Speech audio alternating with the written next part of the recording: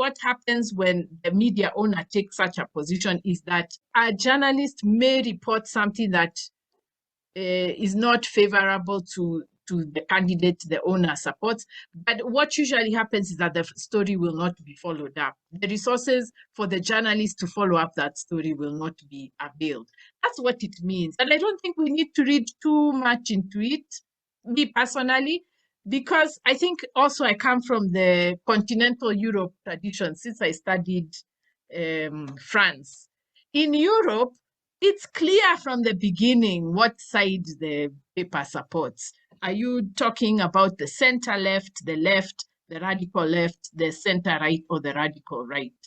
It's clear. You know, people know. So when you pick a certain paper like Le Monde or L'Express, you know this is the center right and these are the positions that they are likely to take on a certain issue. Does that mean they explicitly tell journalists you cannot report this, you cannot report this? Not really. Not really. It just means that the way they report will be skewed towards the center right. That's usually where they are. The same thing with the US.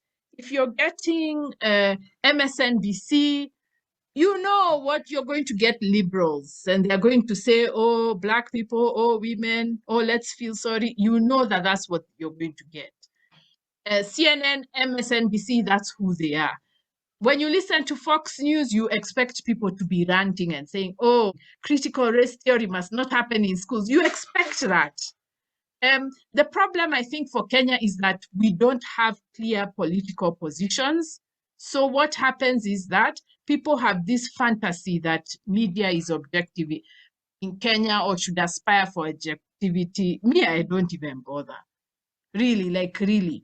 This is what I expect from media.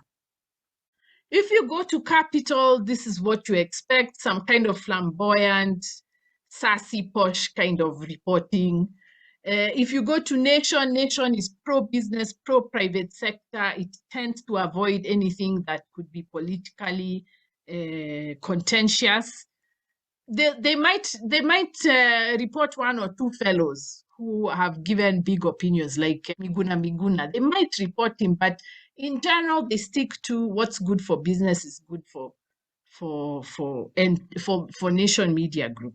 And in fact, you know, they like to pretend, I think it's a pretense.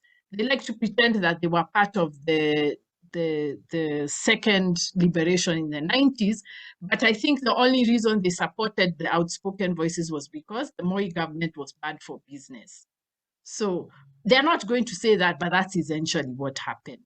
KTN is almost like NTV, but a little bit more conservative.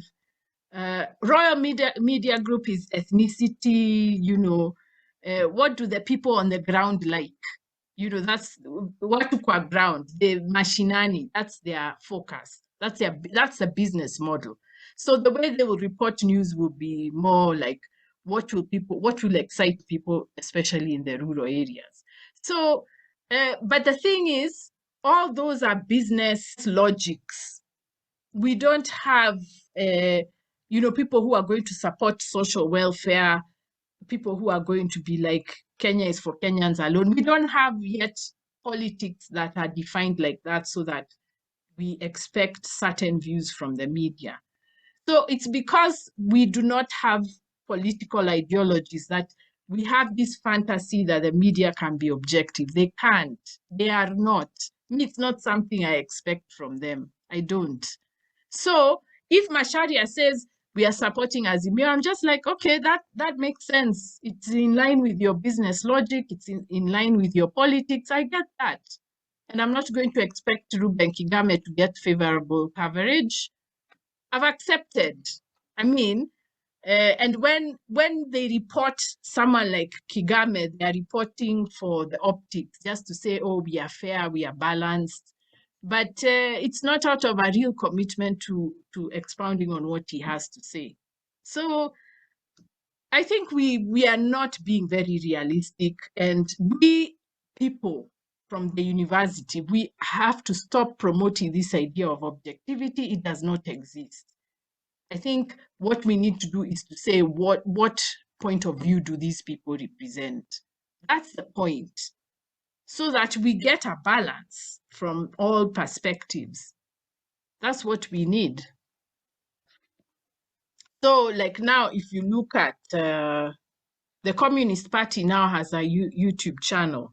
Then they just do the analysis of why politics is governed the way they are. You're not going to get that kind of analysis from the mainstream media houses. So I think we need to stop hoping for objectivity. It doesn't exist. It doesn't. So if Macharia has taken his side, well and good. I mean, now I'll just watch, if I ever watch Citizen, I'll watch knowing, okay, these guys are most likely to be biased towards these candidates. That's it. I think we need to trust the Kenyan people to do more analysis than we are allowing. But, you know, people who go to university, they have this fantasy that they are objective, and I don't know. I think we overrate ourselves, if you ask me.